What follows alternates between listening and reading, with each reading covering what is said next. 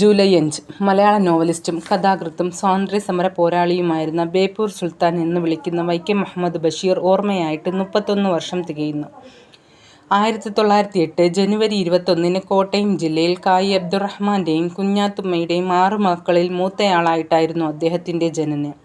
ഗാന്ധിജിയെ കാണാൻ വീട്ടിൽ നിന്നും ഒളിച്ചോടിയ അദ്ദേഹം കുറേ വർഷങ്ങൾ ഇന്ത്യയൊട്ടാകെ അലഞ്ഞുതിരിഞ്ഞു. മനുഷ്യജീവിതത്തിന്റെ എല്ലാ വശങ്ങളും നേരിട്ടനുഭവിച്ച അദ്ദേഹം പിന്നീട് ലോകമറിയുന്ന സാഹിത്യകാരനായി മാറുകയായിരുന്നു. ഏതൊരു സാധാരണക്കാരനും വായിക്കാനും ആസ്വദിക്കാനും കഴിയുന്ന ബഷീറിയൻ സാഹിത്യത്തിന് തീക്ഷ്ണമായ അനുഭവങ്ങളുടെ ചുവയുണ്ടായിരുന്നു. മലയാള സാഹിത്യ ലോകത്ത് അദ്ദേഹത്തിന്റെ കടന്നുവരവ് തങ്കം എന്ന ചെറുകഥയിലൂടെയാണ്.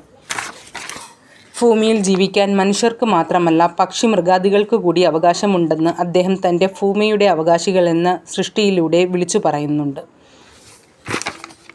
ബാല്യകാലസഖി, പാത്തുമ്മയുടെ ആട്, എന്റുപ്പൂപ്പാക്കൊരാനയുണ്ടാർന്നു എന്നിവയെല്ലാം അദ്ദേഹത്തിന് ലോകശ്രദ്ധ നേടിക്കൊടുത്ത കൃതികളാണ്.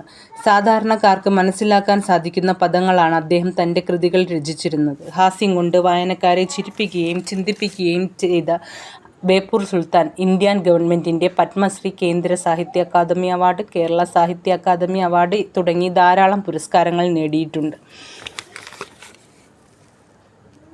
തനിക്ക് ചുറ്റും കൂടുന്ന സുഹൃത്തുക്കളെയും സന്ദർശകരെയും സന്തോഷിപ്പിക്കാൻ അദ്ദേഹം തമാശകൾ ധാരാളം പറയുമായിരുന്നു. തന്റെ ഓരോ സൃഷ്ടികളിലും വായനക്കാരെ ചിരിപ്പിക്കാനും ചിന്തിപ്പിക്കാനും അദ്ദേഹത്തിന് സാധിച്ചിട്ടുണ്ട്. അദ്ദേഹം തന്റെ രചനകളിലെല്ലാം മലയാള തനിമ നിലനിർത്തിയിട്ടുണ്ട്. മലയാളികളുടെ ഹൃദയത്തിൽ ഇന്നും അദ്ദേഹത്തിന്റെ സൃഷ്ടികൾക്ക് സ്ഥാനം പിടിക്കാൻ കഴിഞ്ഞിട്ടുണ്ട്. വർഷങ്ങൾ ഇത്ര കടന്നുപോയിട്ടും അതിനാലാണ് അദ്ദേഹത്തെയും അദ്ദേഹത്തിന്റെ രചനകളെയും മലയാളികൾ ഇന്നും അനുസ്മരിക്കുന്നത്. കാലം എത്ര ദൂരം ചെന്നാലും മലയാളികൾ ഉള്ളിടത്തോളം കാലം വരെ ബഷീറും അദ്ദേഹത്തിന്റെ കൃതികളും പുനർജീവിക്കുക തന്നെ ചെയ്യും.